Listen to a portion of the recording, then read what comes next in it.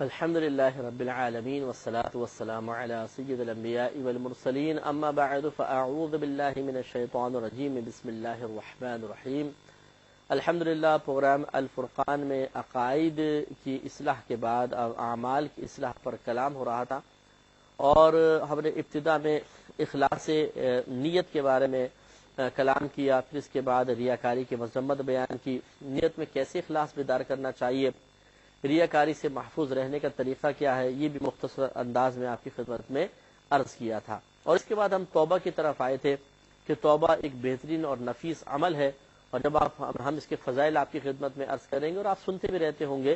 تو اس سے پھر اندازہ ہوگا کہ اللہ تعالیٰ اور اس کے رسول کریم صلی اللہ علیہ وسلم کی بارگاہ میں توبہ کی کتنی اہمیت ہے۔ تو توبہ بھی ایک عمل ہے اور اس عمل کی اصلاح بھی ضروری ہے،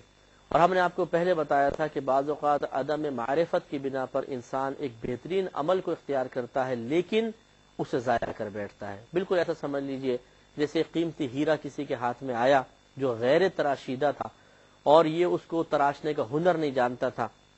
اگر اس کی معرفت حاصل ہوتی تو اسی کو تراش کر اس ہیرو کو کروڑوں روپے کا بیچ سکتا تھا، لیکن اس کو چونکہ مہارت حاصل نہیں تھی اس نے اس کو تراشنے کی کوشش کی اور اس میں اس کو توڑ دیا اور ختم کر دیا، نقصان کر دیا، اس کو کرچی کر دیا کسی وجہ سے، تو گویا کہ برباد کر دیا۔ تو یوں ہوتا ہے کہ نیک عمل ایک بہترین ہیرے ہیں جن کو حاصل کرنے کے بعد سنوارنا ہوتا ہے اپنی محنت سے، اپنی توجہ سے، اپنی فکر سے، تعلیم شریعت کی روشنی میں، تو پھر یہ اتنے قیمتی ہو جاتے ہیں کہ ان کے بدلے میں آپ جنت کے محلات لے سکتے ہیں، اللہ کی رضا حاصل کر سکتے ہیں، میدان محشر کی عزت لے سکتے ہیں، اپنی قبر کی راحت اس سے لے سکتے ہیں، نبی کریم صلی اللہ علیہ وسلم کی زیارت کا شربت آپ کو حاصل ہو سکتا ہے، حوض کوثر سے چھلکتے ہوئے جام پی سکتے ہیں، صراط پر ثابت قدمی، اور پھر جنت میں دائمی ٹھکانہ، دائمی سکون آپ حاصل کر سکتے ہیں۔ یہ کوئی معمولی چیز نہیں ہے،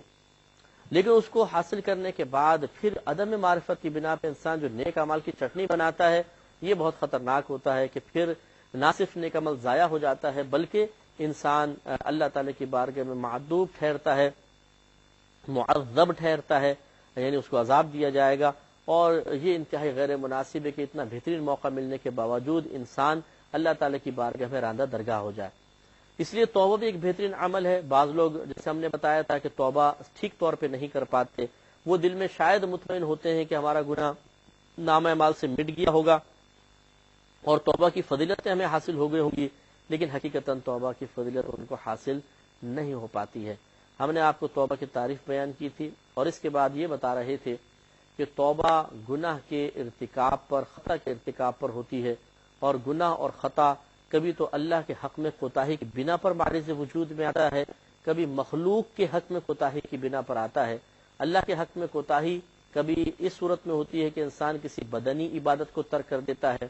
کبھی مالی عبادت کو ترک کر دیتا ہے، اور کبھی ان دونوں کے علاوہ کسی ایسے جرم کا ارتکاب کر دیتا ہے جس کا تعلق جسم اور مال سے نہیں ہوتا، اللہ نے اس کو منع کیا ہوتا ہے۔ ان تمام کی توبہ کا طریقہ میں نے بتایا تھا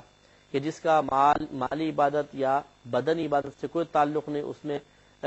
توبہ کی شرائط بس پوری کرنی ہوں گی کہ اس میں نادم و شرمندہ ہو، اسے آئندہ نہ کرنے کا دل میں پختہ ارادہ کرے، اور یہ ارادہ فقط اللہ تعالیٰ کے خوف کی وجہ سے ہو، نام مال سے انشاءاللہ گناہ مٹ جائے گا۔ اگر مالی عبادت میں کوتاہی ہے تو یہ تینوں امور کرنے کے بعد اس مال کو ادا کرنا ہوگا، اللہ کی بارگاہ میں دینا ہوگا، اور بدنی عبادت میں کوتاہی ہے تو یہ تینوں امور کرنے کے بعد ان عبادات کی قضا ادا کرنی ہوگی۔ پھر ہم مخلوق کے حق میں کوتاہی کی طرف آئے تھے اور بتایا تھا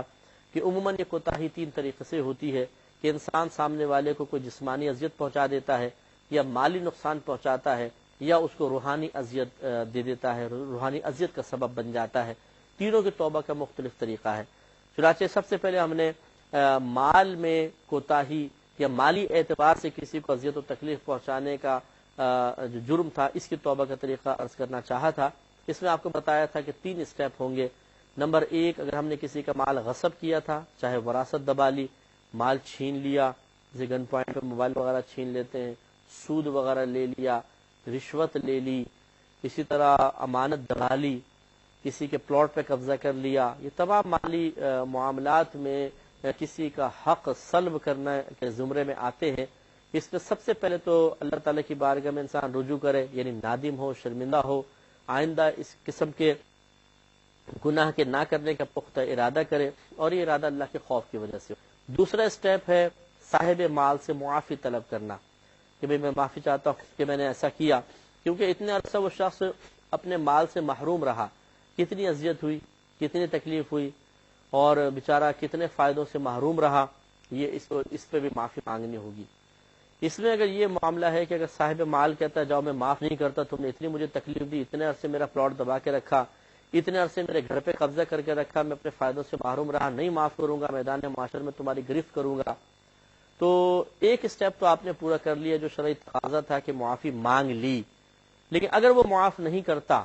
تو اب ایسا نہیں ہے کہ نہ کرے معاف ہو جائے گا، نہیں، اب میدان معاشر میں اس کو راضی تو کرنا ہے۔ اس کا طریقہ یہ ہوگا، اب آپ ساری زندگی اس کے لیے دعا کرتے رہیں، دعائیں مغفرت کریں اور اچھی اچھی دعائیں کریں، اور جو بھی آپ نیک عمل کریں اس کو ایصال ثواب کرتے رہیں، اس کا ثواب اس کو بھیجتے رہیں۔ تو علماء فرماتے ہیں کہ انشاءاللہ اللہ تبارک و تعالی بروز قیامت اس شخص کو آپ سے راضی فرما دے گا۔ اور تیسری چیز کہ مال جو غصب کیا تھا وہ آپ کو واپس دینا ہے، اگر بے عینی موجود ہے وہ دینا ہوگا، جتنی رشوتیں لی ہیں جن سے لی ہیں ان کو دیں، سود لیا ہے دینا ہوگا، وراثت دبا کے بیٹھے ہوئے ہیں صاحب حق کو ان کا حق عطا کریں، امانت دبا لی تھی دینا ہوگا، قرضہ دبا لیا تھا واپس کرنا ہوگا، چاہے سامنے والا بھول چکا ہو اسے واپس تو دینا ہی ہے، اگر بھول چکا ہے تو اس کا لینا واجب نہیں ہے، ہمارا دینا واجب ہے، تو جا کر اس کو دے۔ اسی طرح کنڈکٹر کے پیسے دبائے تھے بس کے اندر، ویگن کے اندر، رکشہ ٹیکسی والے کے کرائے نہیں دیے تھے، دکاندار کے پیسے دبا لیے تھے، اس کے سودے کے پیسے نہیں دیے تھے، اس نے غلطی سے زیادہ پیسے دے دیے لیکن غائب ہو گئے صاحب، گری پڑی چیزیں مل گئی تھیں، یہ سب امانتوں کے حکم میں ہوتی ہے، تو یہ واپس کرنی ہوتی ہے، تو یہ مال واپس کرنا ہوگا۔ اب بالفرض اگر مال واپس کرنے پہ قدرت نہیں ہے، ہو سکتا ہے آدمی غریب ہے، تو یہ کر سکتے ہیں کہ اس سے معاف کروا لیں، اس سے ریکویسٹ کریں کہ بھئی ابھی میرے پاس نہیں ہے، آپ مجھے خدا کے واسطے معاف کر دیں، اگر معاف کر دے تو ٹھیک ہے، پھر ادائیگی لازم نہیں رہی، لیکن اگر معاف نہیں کرتا تو پھر وہی ہے کہ آپ اس کے لیے استغفار کرتے رہیں، دعائیں مغفرت کریں، اور اپنے جتنے بھی نیک اعمال ہیں اس کو ایصال کرتے رہیں، ثواب بھیجتے رہیں، اور یہ دل میں نیت رکھیں کہ جیسے ہی اللہ تعالیٰ مجھے مال دے گا میں انشاءاللہ فوراً اس کو لوٹاؤں گا، اور یہ کرنا ہی ہوگا، یہ نہیں کہ اب مال فی الحال نہیں ہے، اس سے معافی مانگی، اس نے کہا میں معاف نہیں کرتا ہوں، تو آپ نے استغفار کا سلسلہ شروع کر دیا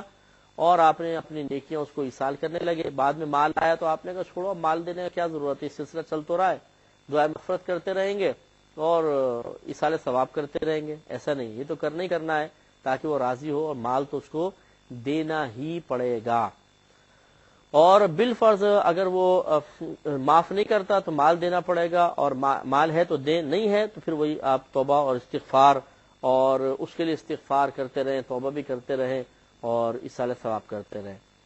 ایک صورتحال یہ ہے کہ مال بھی موجود ہے، دینے کا قصد ارادہ بھی ہے، مالک پتہ نہیں ہے، اب کیا کریں؟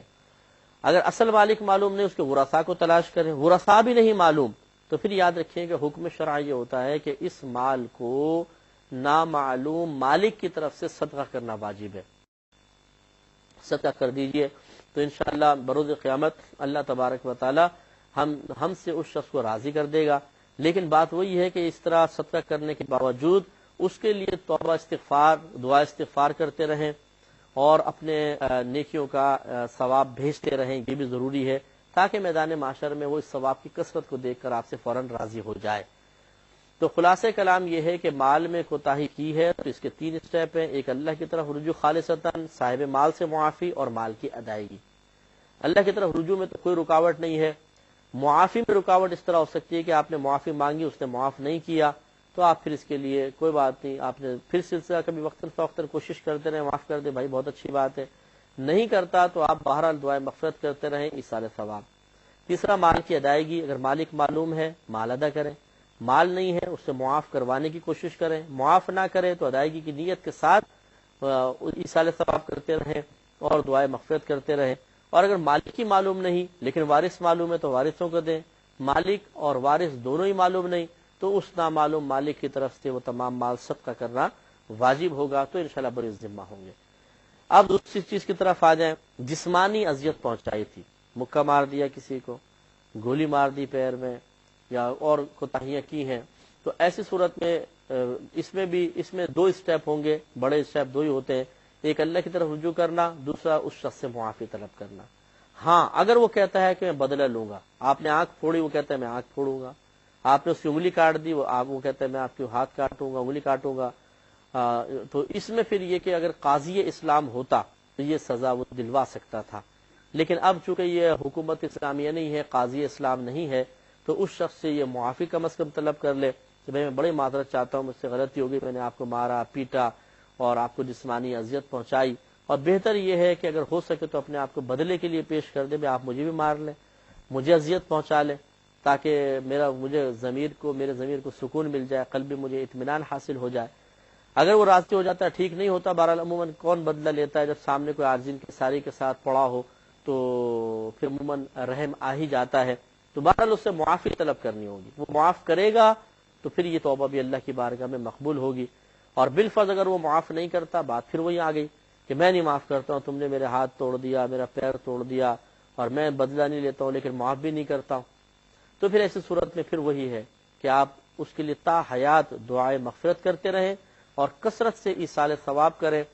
امید ہے کہ اللہ تبارک و تعالیٰ میدان محشر میں اسے آپ سے راضی فرما دے گا، اور اس پر میں انشاءاللہ آپ کو ایک طویل حدیث سرچ کروں گا کہ کس طرح اللہ تعالیٰ راضی کرے گا۔ اور اس کے بعد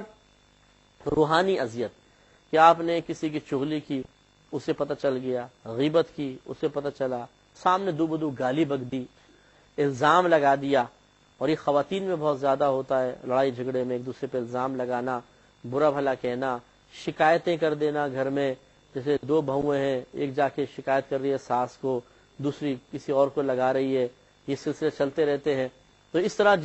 روحانی اذیت اگر پہنچائی ہو، اس میں بھی دو اسٹیپ ہیں، ایک اللہ کی بارگاہ میں رجوع اور دوسرا معافی طلب کرنا، اور بہتر یہ ہوتا ہے کہ پہلے آپ صاحب معاملہ ہے اس سے معافی مانگ لیں، پھر اللہ کی بارگاہ میں رجوع کریں، یہ زیادہ بہتر ہے، ورنہ پہلے وہاں پہ جا کر پھر اس طرح، یعنی پہلے وہ رجوع کر کے اللہ کی بارگاہ میں پھر اس طرف آنا، یہ بھی کوئی منع نہیں ہے۔ تو اب اس میں سب سے پہلے ان سے معافی کے، جی میں بڑے معذرت چاہتا ہوں کہ میں نے آپ کا دل آزاری کیا، مجھے معاف کر دیں، اور پھر اللہ تعالیٰ کی بارگاہ میں رجوع۔ اب اس میں ایک مسئلہ یہ ہوتا ہے، یہ اچھی طرح یاد رکھیں کہ جو مالی کوتاہی ہے، اس میں بھی آپ کو یہ بتاؤں گا، اس میں بھی ایک چیز رہ گئی تھی جو میں بتاتا ہوں، اور اس میں بھی رہ گئی ہے، وہ اب ایک ساتھ ہی ہم اس چیز کو بیان کر دیتے ہیں